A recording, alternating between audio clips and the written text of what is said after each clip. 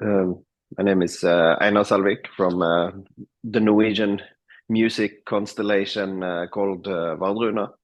Um, yeah, it's a musical project dedicated to creating music using a wide selection of the oldest instruments we have from predominantly the Nordic region. It's not recreating music from any specific time period. It's more about taking something old and creating something new with it. We just finished up uh, in the studio hibernation with finishing up our sixth studio album entitled Birna. Birna meaning she bear. And it's set for release in January next year. So basically, when we're down under, uh, which makes it also special to visit Australia for the first time. Very good, mate. Thanks for joining us this evening. It's a pleasure to speak with you. Likewise, sir. As you say, bro, Wardruna will release your sixth studio album, Birna, on January the 24th. So it's still a few months away. Like, is the album actually finished and ready to go, or are you still putting the finishing touches to it? No, the album is finished, but you need these days especially you need quite a long time uh, leading up to the album, basically just for production time. It's such a with the explosion of vinyl comeback basically into the music industry. It's such a long production time. So you need, 4 or 5 months delivery time before you can actually release the album. So, but that also gives you opportunity to lead up and drop singles and create awareness about the album. Now, this is a bit more difficult for you to explain because you guys put so much into it. But tell us about the album from a musical point of view and what you were going for with it. Oh, well, it sort of follows the same creative concept as all our music since the very beginning. It is basically the theme that determine the musical needs.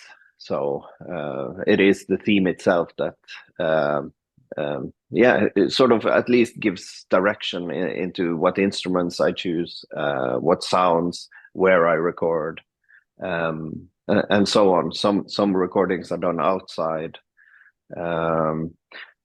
but I would say the album is of course it will feel and sound familiar to those who are familiar with our music. But of course, I'm not the same person as I was 20 years ago when I started Wardruna. So of course, this is I make music that I want to hear myself. So of course, it's different things that move me today, that moved me 10, 15 years ago, or 5 years ago, or yesterday even, you know. So it will be familiar, but on the other hand, it is a step forward for sure. And you've released Hymning Daughter, which so why choose that song to represent the album, I guess? Because the first single always sets the tone, sort of. Well, actually, it is the second single. We released we released a single in April called Hertan, which is also the opening track on the album as well. Has a to set the pace, meaning heart. The title means heart, and so that sort of started out the album. But Himindottir, I don't know, when we decided that should be the song to follow up this and to launch the album with. I don't know. It has um, it has a seriousness to it, as well as it has a almost like a hopeful feeling to it. It's very emotional with all the voices, all the choir voices. It has an important message, and of course it's very related to the theme of the album. You know, the she bear, and in one of the aspects at least, the album sort of has a it's a 10 song album, but 6 of the songs they follow. They are conceptually linked together very much, and is basically in various interpretations of the nature of the bear, and Himindottir is one of those. Right. And the bear's actually got pretty good cultural and historic relevance to you, doesn't it?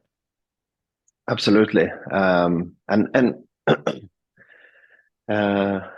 yeah, not only here, you know, when you start digging into the history of this animal, you see that it's almost in all cultures where there is a bear, they have a very significant role, often being the teacher, who taught us which plants we could eat and not eat back in the days.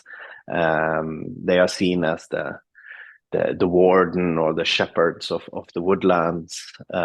Yeah, they have a lot of like myths and traditions linked to them, and how to relate to them. Even as a celestial being, that's also a thing you see in so many cultures, also in our cultures, and we still have star signs named after the bear in the Greek tradition, which is the one we tend to follow nowadays. And that celestial being is, of course, what gave Himindottir its name as well. It means sky daughter.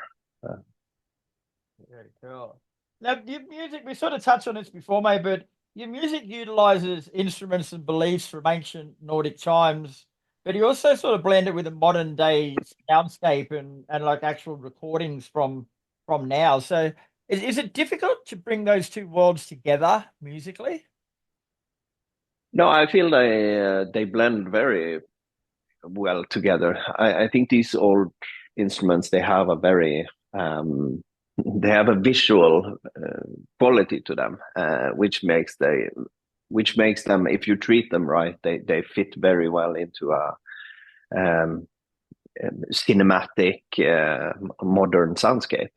And of course, yeah, I think it's a very like inherent thing with a lot of these instruments. They blend and work really well in a modern soundscape. And for me, like, it's never, like I said initially, it has never been about trying to recreate the past in any way. On the other hand, it's of course important for me to know a lot about the history of the ethnomusicological history about these instruments and tools and techniques, and so that I stand on solid ground before I go into the creative processes using this. But for me, it's a very much a contemporary thing. It's here and now, and I think that approach is what speaks to people as well. Why it speaks to people. Also, regarding the themes we sing about, you know, there are many things from the past that definitely belong in the past, but on the other hand, there are also a lot of things from these old traditions, because they are born out of the same nature we still live in. that sort of makes them still relevant as well, just as relevant as they used to be. And with the modern day separation or void between our culture and nature, I think that's the thing that a lot of us feel very profoundly, that gap. So I think our music is perhaps also a vessel for connecting with those things. You're also going to be releasing the DVD and Blu-ray live at the Acropolis at the same time, mate. Like that sounds like a bit of fun, mate. Tell us about that. Yeah, that was definitely a bit of fun.